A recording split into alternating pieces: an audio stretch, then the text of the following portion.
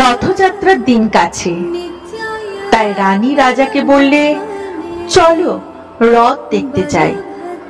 রাজা বললে, আচ্ছা। ঘোড়াশাল থেকে ঘোড়া বেরোলো, হাতিশাল থেকে হাতি, ময়ূরপঙ্খী যায় সারে সারে, আর বল্লম হাতে সারে সারে সিপাই শান্ত্রী, দাস দাসী দলে দলে পিছে পিছে চলল। কেবল বাকি রইল একজন, রাজবাড়ির ঝাঁটার কাঠি কুড়িয়ে আনা তার কাজ। সর্দার এসে দয়া করে তাকে বললে, ওরে তুই যাবি তো আয়। সে হাত জোর করে বললে, আমার যাওয়া ঘটবে না। রাজার কানে কথা উঠল, সবাই সঙ্গে যায়, কেবল সেই দুঃখীটা যায় না। রাজা দয়া করে মন্ত্রীকে বললে, ওকেও ডেকে নিও। রাস্তার ধারে তার বাড়ি।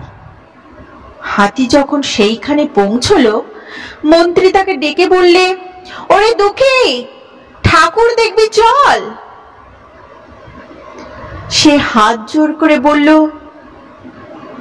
কত চলবো, ঠাকুরের দুয়ার পর্যন্ত পৌঁছায় এমন সাধ্য কি আমার আছে?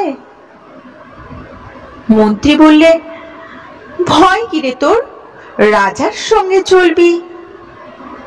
সে বললে, সর্বনাশ, রাজার পথ কি আমার পথ?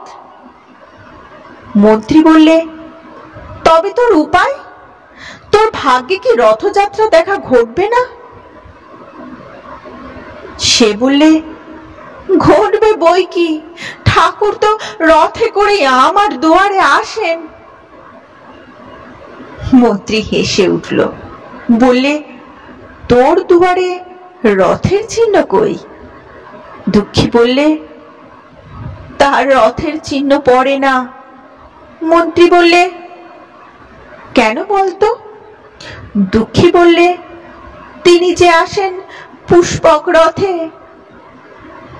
মন্ত্রী বললেন, কই রে সেই রথ? দুঃখী দেখিয়ে দিলে, তার দুয়ারের দুই পাশে দুটি সূর্যমুখী ফুটে আছে।